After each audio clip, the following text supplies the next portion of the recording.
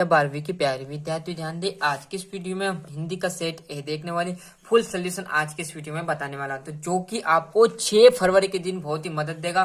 Full योगदान रहने वाला पूर्ण। अब यदि आपको चाहिए 80 में से 80 तो पूरा यहाँ पर अच्छे से याद कर कर चले जाना। चूरन बेचने वाले भगत जी पर किसका जादू नहीं चल पा रहा है? तो किसका नहीं चल पा रहा? बाजार का, है ना। आराम से क्वालिटी लो हो तो बढ़ा लीजिएगा, थोड़ा सा यहाँ पर धुंधला धुंधला दिख रहा होता है ना। यशोधर बापू के विवाह की वर्षगांठ थी भैया, तो हमें क्या मालूम, पर हमने किताब में पढ़ा था तो कितनी लिखी थी? 25वीं। तो 25वीं सर हमने लगा दी, है ना। मोहन नहीं आने वाला, इसका वाक्य निपात शब्द है तो नहीं। क्लियर है। शब्द और अर्थ के आधार पर अलंकारों के प्रकार माने गए, तो कितने प्रकार माने गए हैं? 3 प्रकार माने गए हैं साथियों। कितने प्रकार? 3। बढ़िया से स्क्रीनशॉट ले फटाफट। आप तो जितना जल्दी हो सके, अब टाइम कम बचा हुआ है, नजदीक एकदम आपका यहाँ पर आ चुका है पेपर, है ना। तो आदिकाल के कवि हैं तो चंद्र बरदाई। उषा करते हैं मतलब भोर। क्लियर है। रिक्त स्थान की बात करें तो दंगल से उत्तर कर सबसे पहले को प्रमाण करते हैं, तो ढोलों को क्या करते हैं? ढोलों को प्रमाण करते हैं। क्लियर है। यहाँ पर आ जाएगा ढोलों को। यहाँ देखिएगा, भक्ति काल की प्रेम मार्गी काव्यधारा के प्रमुख कवि है तो कौन है? जायसी। कौन है? जायसी। और माँ बच्चों को हवा में क्या करती है? लोका देती है ना, मतलब हवा में उसे क्या कर रही है? उछाल रही है। क्लियर है। तो आगे देखिएगा, यशोधर बापू का तीसरा बेटा स्कॉलरशिप लेकर चला गया, मतलब भाग गया, तो कहां पर चला गया था? अमेरिका। इसमें आठ आ जाएगा। वार्णिक छंदों में गण होते हैं ना। सही जोड़ी देख लीजिएगा। कोल्हू का बेल मतलब क्या आ जाएगा? कोल्हू का बेल क्या होता है? दिन रात मेहनत करना, जिस प्रकार अब आप कर रहे हो, दिन रात मेहनत एक कर रहे हो। समाचार लेखन की बात करें तो आपका दूसरा कहां पर है? तो ये आपका आ जाएगा उल्टा पैरामीटर शैली। और हिंदी साहित्य के सर्वयुग माना गया है तो किसे माना गया है? भक्ति काल को। किसको माना गया है? भक्ति काल को, है ना। आगे देख लीजिएगा, आपका द्विवेदी युग के प्रवर्तक कौन है? तो महावीर प्रसाद द्विवेदी। और दीन का पंथी में आपका क्या जाएगा? तो जल्दी जल्दी चलता है। तो बढ़िया से यहाँ से पूरे जोड़ी का थोड़ा सा जूम कम कर देते हैं, अच्छे से स्क्रीनशॉट ले लीजिए, है ना। एक वाक्य की बात करें तो पहला है, निबंध किसकी कसौटी हुआ करती है? तो किसकी हुआ करती है? गद्य की कसौटी हुआ करती है। पतंगों के साथ साथ कौन उड़ रहे हैं? तो बच्चे उन पतंगों के साथ साथ उड़ रहे हैं। छंद के अंग कौन कौन से होते हैं? तो वर्ण, मात्रा, यति, तुक और चरण मिलाकर क्या हो जाते हैं? छंद के अंग, है ना। और भाव पल्लवान आ जाएगा यहाँ से आपका। ये चौथा का आगे हम देखेंगे तो आपका बढ़िया से यहाँ पर 5वां है ना। कीचर लेखन की शैली कौन सी होती है? तो कथनात्मक शैली। मोनजो चोदड़ो नगर कितने हजार साल पुराने? तो 5000 साल पुराना। कितने साल पुराना? 5000 साल। और अमलतास कितने दिन के लिए फूलता है? तो 15 से 20 दिन के लिए फूलता है ना। सत्यासत्य, इस युग में भी जातिवाद के पोषकों की कमी नहीं है, तो बिल्कुल ये बात आपकी असत्य आ जाएगा।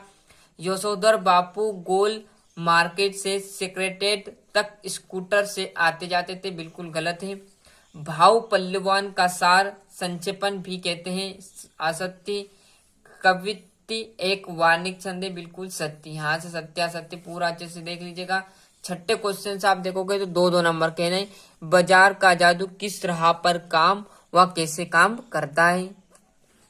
क्लियर। सिंपल क्वेश्चन, ऐसा टफ क्वेश्चन नहीं पूछा जाएगा। फिर बोल रहा हूँ, सीरीज के फूलों को मजबूत क्यों कहा गया है? भक्तिन की छोटी आंखें उसके किस गुण को प्रकट करती है ना। संवाद के माध्यम से पात्रों की कौन सी जानकारियां प्राप्त की जाती है? यहाँ से हम आगे बढ़ेंगे जी। अच्छे से मेहनत करना आपके हाथों में। सिर्फ हम बता देंगे कि हिंदी का सेट ए है, सी है, बी है, कुछ होना जाना नहीं। यदि आप अच्छे से याद करोगे तो आपको याद होंगे, है ना।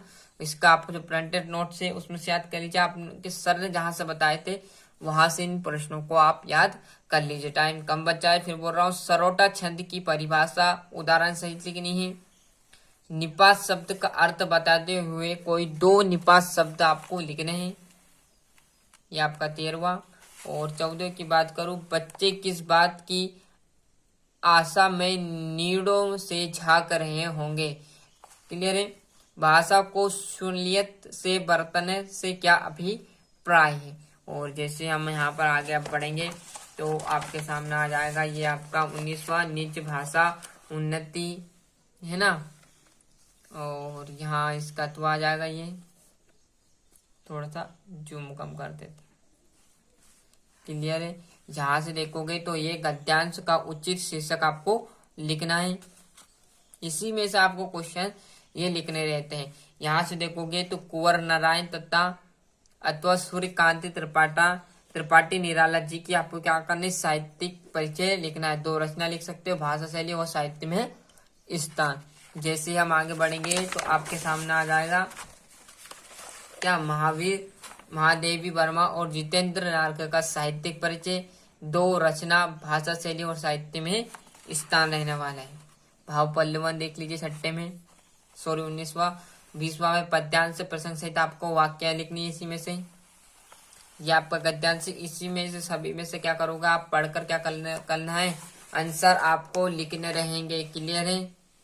ये गद्यांश सहित आपको वाक्य करनी, सॉरी थोड़ा सा बिलर मार रहे हैं तो आप एडजस्ट कर लेना है ना, क्वालिटी लो हो तो बड़ा लीजिएगा।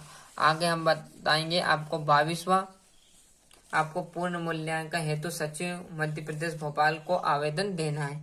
और ये आपका 23वां क्या है, निबंध है, भारतीय समाज में नारी का स्थान। तो इस प्रकार मैंने आपको यहाँ पर हिंदी का सेट है पूरा यहाँ पर प्रोवाइड करा दिया साथियों। इस प्रकार जैसे मेहनत करना है, फिर बोल रहा हूँ, फिर डबल से बोल रहा हूँ कि जितने अच्छे से मेहनत करोगे उतने अच्छे अंक आने की आपकी संभावना रहने वाली है। क्लियर है। मिलते हैं इसके अगले वीडियो में। अभी तक आपने चैनल सब्सक्राइब नहीं किया तो फटाफट चैनल सब्सक्राइब कर लीजिए, साथ साथ नोटिफिकेशन ऑन करते चलिएगा।